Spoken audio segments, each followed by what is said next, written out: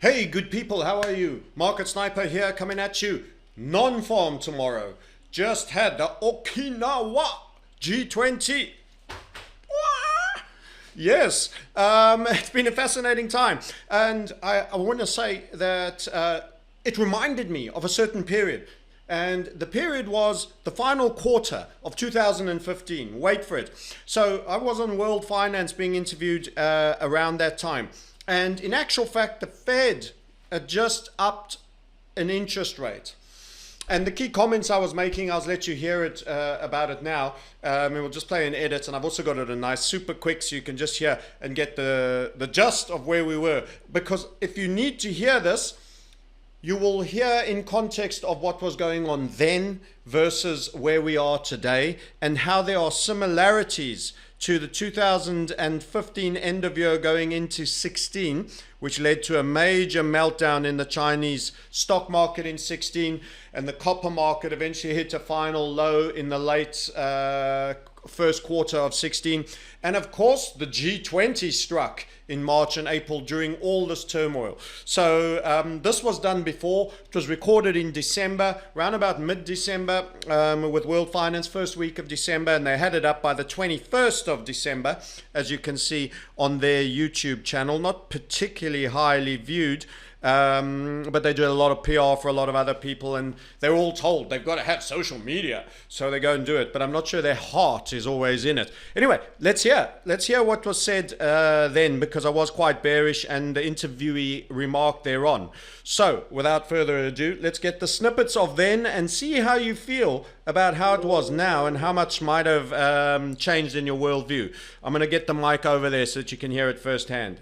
The underside on the rate that interest rates are going up in terms of what's being guided for the investment banks. This is going to be one of the meekest and most mild bottoming out cycles, and there is even scope for backward steps here. You know, it'll be a bit egg on face, but who knows? You could have a principle where there's actually some quantitative easing going on when effectively you've actually had a marginal tightening in rates. Sounds perverse. It sounds like pouring water on the fire on one end and petrol on the other, but we're not strong globally, and I'm on the sort of the bearish side macroeconomically on the global context. Well, this all sounds a little bit negative. This isn't a good time to be a trader then? It's a great time. It's a great time. In fact, on the mid-cap US stocks, we're getting lots of excellent setups for selling off short. So if you're a trader, be there. If you're a long-only, non-leveraged investor, you've got to think carefully in terms of where you put your money. The one thing that did well in the year that goes by, so just to balance out, I suppose, my bearishness, is what's known as the FANG category. Facebook, Amazon, Netflix, Google, etc. In fact, I feel they've done almost too well. Will they be able to carry that momentum? I think for a while, potentially, but they can't be successful in a void. If the retail buyers go to ground and everybody else is feeling too far gone pinched,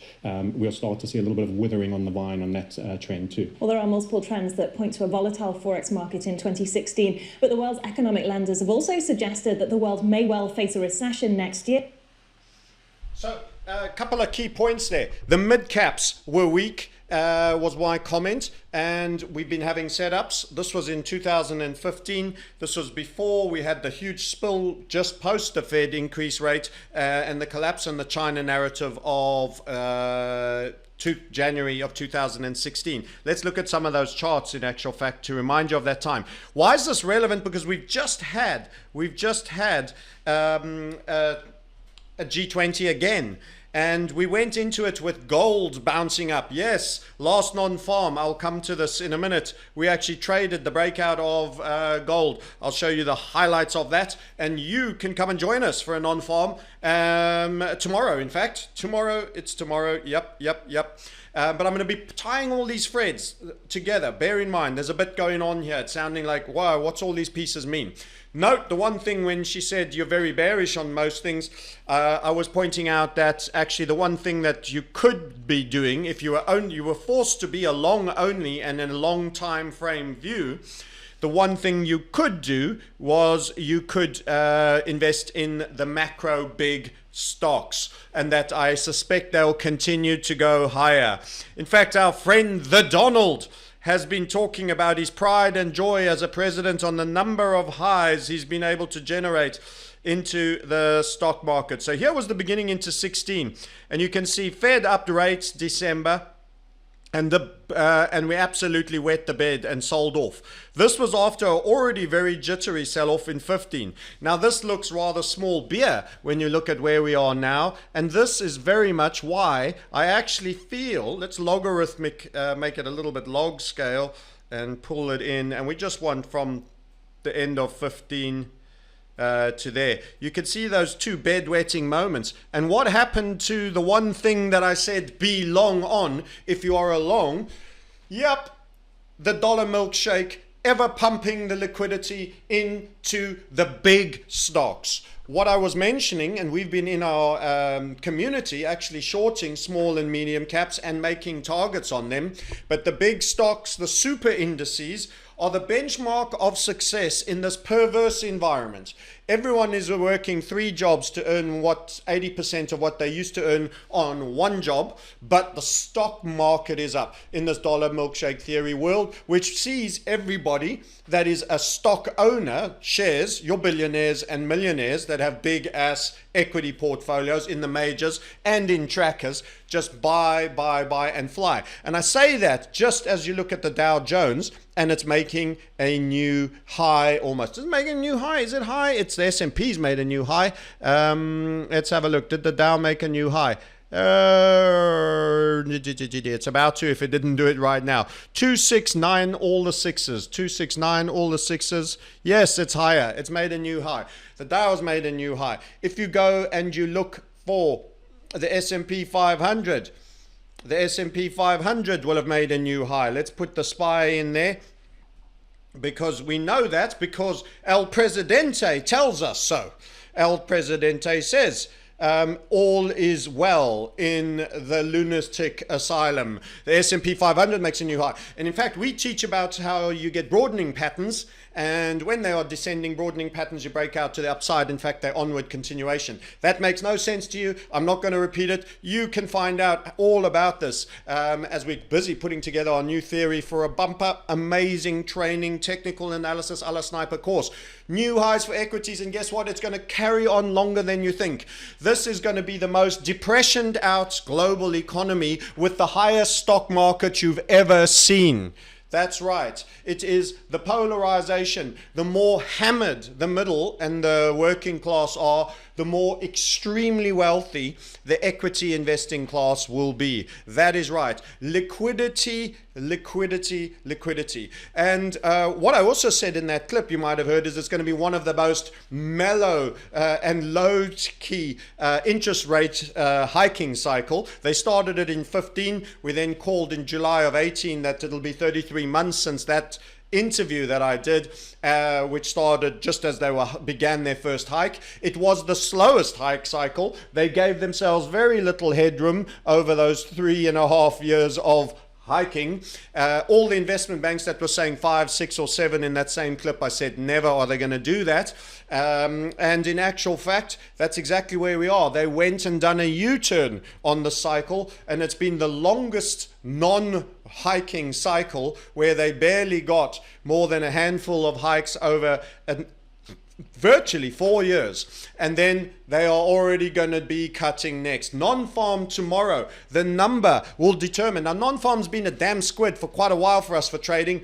Last month was awesome. The whole community jumped on the gold as it was breaking. Why? Believe me. Why don't I show you an edited highlight of that non-farm payroll? Here we are as per recording. Back to the speaker and the microphone. Falling wedge into a low. I love that, and I'm never going to argue with that. And that has happened. So there's things to like and there's things not to like. Let's have a look at the 30-minute. Oh, yes, he's right. He's right. Gold, gold, gold. Should we trade it? Let's trade it. It's breaking. It's not too late. Let's trade it. Hit your, well done, Sam. Let's hit our trade coins. Have we done our draw yet? Are we rushing? Yes, we're rushing. Slow down. Amygdala response. Brakes. Okay. Come back to planet Earth. Do your draws, do your sizing. Trade. Stop. That's how the movie goes. It is how the movie goes. I saw that movie before. It was around about a month ago. It was an awesome movie. You got in at 1336, gold mooned well past 1400. Guess what? You could have had that trade and you could have been part of it with us on non-farm, and it's tomorrow. And we'll give you a chance to have a go tomorrow. I can't promise you that there'll be a break like that again. We were watching it on the bigger time frame earlier, as you could see, and saying how at a macro level, whoop. There you go. Keep him quiet, noisy man. See, it was just happening. So that was what's happening. Now, let's tie this all together. The liquidity experiment last time when we go, let's get out of that extreme mode. This is too much to tell you. It's just flipping amazing what's going on at the moment. It's as perverse as ever, and I'm so excited about all this perversion. Isn't that bizarre? Who is this man? What makes him so excited? The great destruction is coming. So what happened last time? He smirks and giggles with great glee. What happened last time with gold? Well, interestingly enough, let's go back to gold and that 2000 and end of 15-16 time. Because if you are smart and shrewd and watching, you may be aware that the beginning of 16 was the beginning of the bottoming of the gold. Oh, damn, let's just type gold in, shall we? All this fanning about.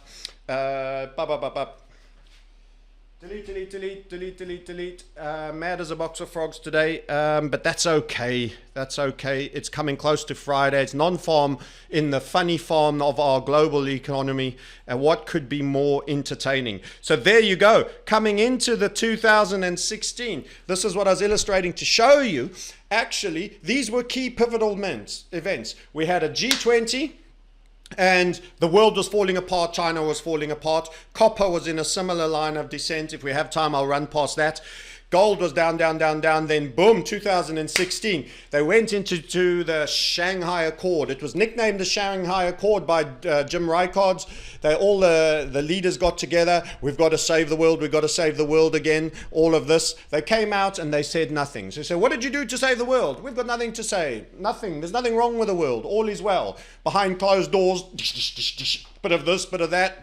But a bargy. Next thing you know, all quiet, keeping it stum. The little Freemasonry society have run around in their little aprons, etc., and decided to keep the whole parade partying on. They're going to relieve the Chinese pressure on the debt by letting the currency devalue, by letting the dollar soften. Gold suddenly goes, whoop, how's your auntie? Let's just have a little move from a 1,053 and trot up to the 1,380. Why don't you? 38% odd, 35 at least. And then began the end of what was a very long bear market. 2016, there was your high, ladies and beautiful gentlemen. You know, the gentlemen just don't get enough respect around here. The ladies and the LGBT crowd get all the freaking glory. Yes, so there you go. Down she flipping goes, and that was the bottom, 2016. Behind closed doors at the Shanghai Accord, those guys did a dirty, and you got a liquidity experiment that led to that on gold. This year, coming into fear, falling wedge into there, this was our structure that we were saying we were waiting. Last non-farm, literally, you can see this in weeks. It's 4 candles, it broke. We were getting in long there, and there were setups on the smaller time frame that were also occurring. So we've got a setup within a setup, a supreme very tight stop with expansive risk reward. We are still long it, and we're looking for more out of it. And by the way, it's against all the currencies. I think only the yen has only just triggered now or about to trigger. All the others are long gone, near all-time highs against the Australian dollar.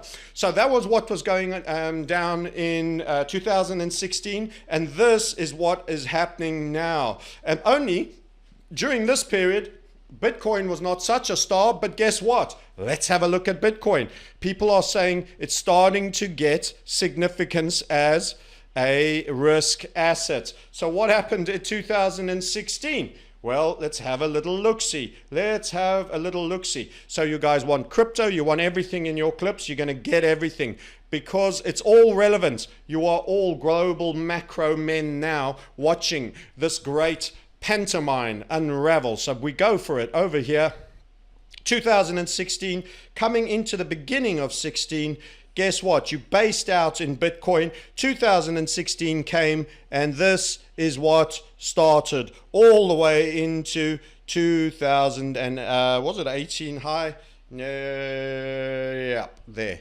You just started the big parabola in Bitcoin. You are here right now. You saw what you got for your gold. You made a 35%. Bitcoin itself, around the beginning of 2016, let's clear my mess up a little bit. We can get you an actual number on that. Reaching for the mouse, everything's underneath me here. 2016, let's get the 1st of Jan. What would you have got? Bitcoin, let's get that candle.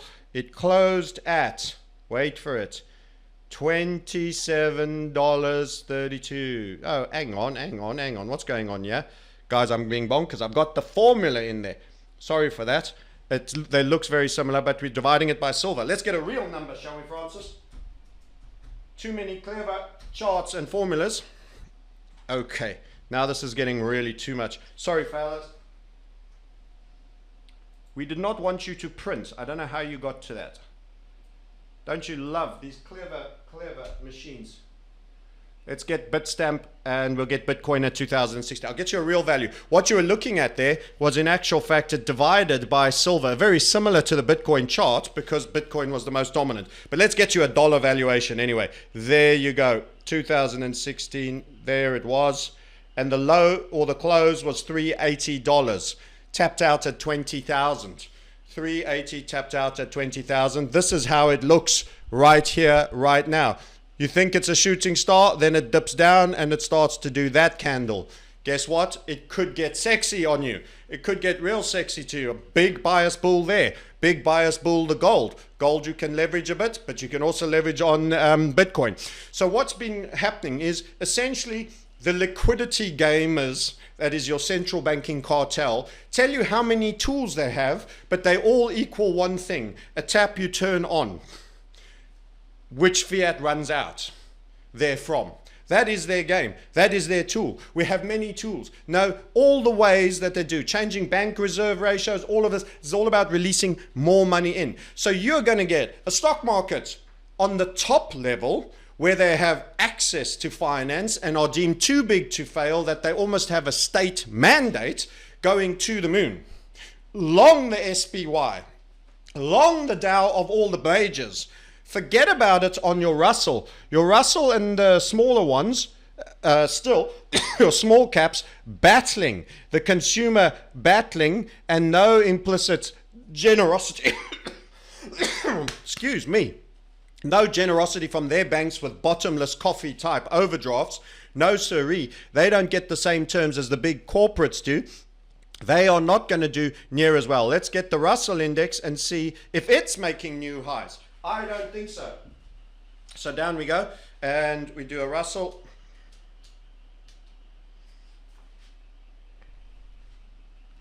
There's your Russell. Now it's not shocking, but it isn't making new highs. Now the Russell is 2000, probably the top 2000. Now imagine your small cap index. Well, it gets just worse and worse as you get smaller. By the way, the financials are in a terrible state. Why?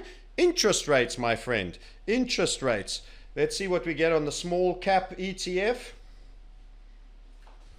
Again, it's very similar to the Russell. It's not small enough. But you can see from what I'm saying, failure to make new highs. This is the Nifty 50 era. Now it's being turned into the top megacorps going up on liquidity basis. This is not their outlook getting better. The valuations are hopelessly overvalued, long gone. This is an absolute world awash with liquidity, except you aren't in the club to get that bottomless overdraft. It goes to corporations, megacorps. They hide. It goes to the wealthy who are making money and are diversifying out of stocks. They only need to put 0.33% into cryptos, and you have a total market cap of about 210 billion on Bitcoin. Apple itself is over $1 trillion alone. So you small percentage out of home offices are starting to put in crypto. Gold, small percentage into gold starting to happen. Speaking of which, what about that gold silver ratio that we need to do? Why don't we run you past that?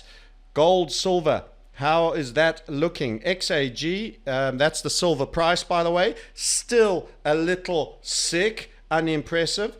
Let's see if we can get, that's gold dollar, gold, XAU, XAG. Nearly making the 100 mark. So this is still at a point where you should be bearish and concerned, but it's at such an extreme that when it turns, it could be exceedingly ugly. So let's be clear. The last time it was this high, the last time it's this high, and I have kind of done this in previous clips if you watch regularly and religiously, although that takes some gumption, 90, we are now heading for 95 and 100,000. And at that point, that's what you got. This is how far you are away from a disorderly increase in gold valuation. So if you think gold's moved a lot so far, watch what happens when the silver gold ratio does that and wonder where your silver price, currently sitting at 1523 of the most highly proliferated dollars in the world, imagine where that could go. You could be looking at 50, which was the previous high, 100, 150 plus for us to get back down to the 30s. And by the way, it could be bigger than last time because we're going higher. Remember, it's increase in volatility. The higher you go, the bigger you crash down. The bigger the up move and the perversion to the upside, the greater the whipping at the bottom of the downside. At the bottom, he said. Okay, all the mixed metaphors are coming out, keeping you entertained. So this is what's happening. Another G20, another liquidity experiment in a tough time. All this drama about trade wars, this and trade wars that. Oh, we'll calm the media on that. We'll calm that narrative. We need to reinflate. They are playing their usual games. You need to be in. Long, speculative longs, hold your nose at the overpriced, stinky equities that will crash like a dog. You better be nimble and a trader if you're going to play that game because they will go higher first. They will go higher first before the crash. It's a dangerous game. It's not one I'm liking to play. I prefer being long the Bitcoin and the gold, which when the crash comes, will moon it even further than the others. So this is the key game and element. You can come and have a trade, see if we can find a trade again tomorrow. We'll see the number come in. It is starting at US time, 8:30 in the morning. British time will actually kick off at 12 o'clock British time, Athens time, 2 + 2, 2 o'clock. So we'll see you then. You can purchase your ticket in the links below if you want to come and join and be part of our madness and the community's madness. You can come and see the equities we have been shorting, where the segments are. We're going to do a run through all the traditional markets. Come and have a look at copper, all the other commodities I haven't covered, including oil, etc., and the relationships in between them and what it means for us and how you might be set to survive, not only, but absolutely thrive in this polarizing event of great financial reset, which is in flow happening now. It doesn't just happen when Lehman's goes bust. That's just the news banner that is a straw that breaks the camel's back. The 5 tons you loaded on the camel's back before that last ounce actually was part of the problem. And this is what you'll learn, and it's already happened. He's already wheezing like he's got emphysema, this camel. He is properly ready to topple. Anyway, enough metaphors. Speak to you later. If you want to come and join us for non-farm, you will not only get non-farm, you will get, after half-hour break, the crypto session. It's a full hour and a half, both of them, half-hour break and an hour and a half assessment on the crypto markets. You can come and share time with the rest of our community members, guys that are in the Sniper Circle, where we've been tracking so many interesting things and setups. And you can hear how we all play together nicely and find great trades. Thanks for watching, and I will catch you later. This is all in the name purely of entertainment purposes. Nothing is intended as a recommendation. Okay, catch you then. Bye, guys.